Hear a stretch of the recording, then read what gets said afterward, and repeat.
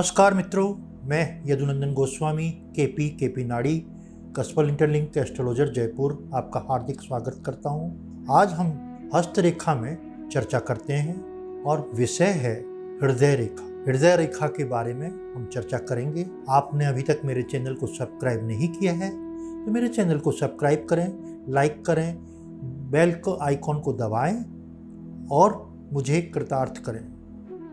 हृदय रेखा कहाँ होती है, इसका जीवन में क्या प्रभाव है, इसके बारे में आज हम चर्चा करेंगे। हृदय रेखा बुध पर्वत के पास, बुध पर्वत माने सबसे छोटी वाली उंगली वो बुध पर्वत कहलाती है।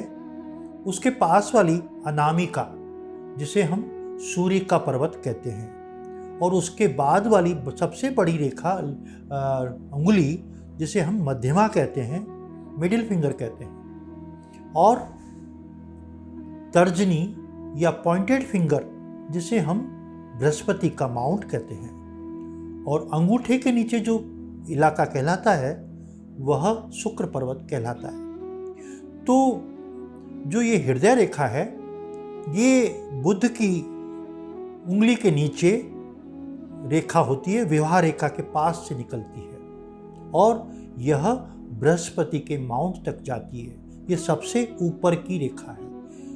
हृदय रेखा मतलब आयु रेखा, स्वभाव रेखा व्यक्ति का, व्यक्ति कैसा है जीवन में, उसके स्वभाव कैसा है, किस तरह की कल्चर है उसकी, किस तरह का स्वभाव है, उसकी आयु कितनी होगी, वो बीमार रहेगा कि नहीं रहेगा, यह भी देखते हैं। ज़्यादातर उसके स्वभाव के बारे में हम इससे देखते हैं। अब हृदय रेखा अगर कनिष्का से स्टार्ट होकर और पहली उंगली अनामिका जिसे रिंग फिंगर भी कहते हैं वहाँ तक पहुँचती है, इसका मतलब उस जातक की आयु बहुत कम है, क्योंकि एक राउंड पे बहुत छोटी सी जब रेखा बन जाएगी तो वो उसे हम कहेंगे कि यह जातक की आयु कम करती है, यानी 25 साल तक उसकी एज हो सकती है, बहुत अल्पायु है। यही हृदय रेखा जो बुध पर्वत से स्टार्ट होकर अनामिका और मध्यमा के बीच तक जाती है, तो मतलब उस जातक की आयु मध्यम आयु है, यानी 50 वर्ष के करीब आयु है। वहीं यही रेखा जो बुध पर्वत से स्टार्ट होकर और तर्जनी उंगली या पॉइंटेड फिंगर तक जाती है तो यह व्यक्ति की आयु 75 वर्ष के, यानी हर एक कॉलम में हर उंगली तक 25 साल का एक आयु का गणित किया जाता है। अब रेखा कैसी होगी उस पर प्रभाव पड़ता है। अगर गुलाबी और न मोटी न पतली एक सामान्य रेखा होती है, ऐसे व्यक्ति स्वभाव में हंसमुख, जिंदा दिल और अपने कार्यों में आगे से बढ़कर सबको प्रसन्न रखना जानते हैं और खुद भी प्रसन्न रहते हैं और हृदय से प्रेम करते हैं। जीवन में हमेशा लोगों के साथ प्रेम बांटते हैं और प्रेम प्राप्त करते हैं। ऐसे जीवन का अगर इनकी स्पष्ट रेखा है, न मोटी है ज़्यादा न पतली है और गुलाबी रंग की है, तो ऐसे व्यक्ति बहुत ही अच्छे स्वभाव के, अच्छे व्यक्तित्व के होते हैं। वहीं यह रेखा पीले कलर की है तो जातक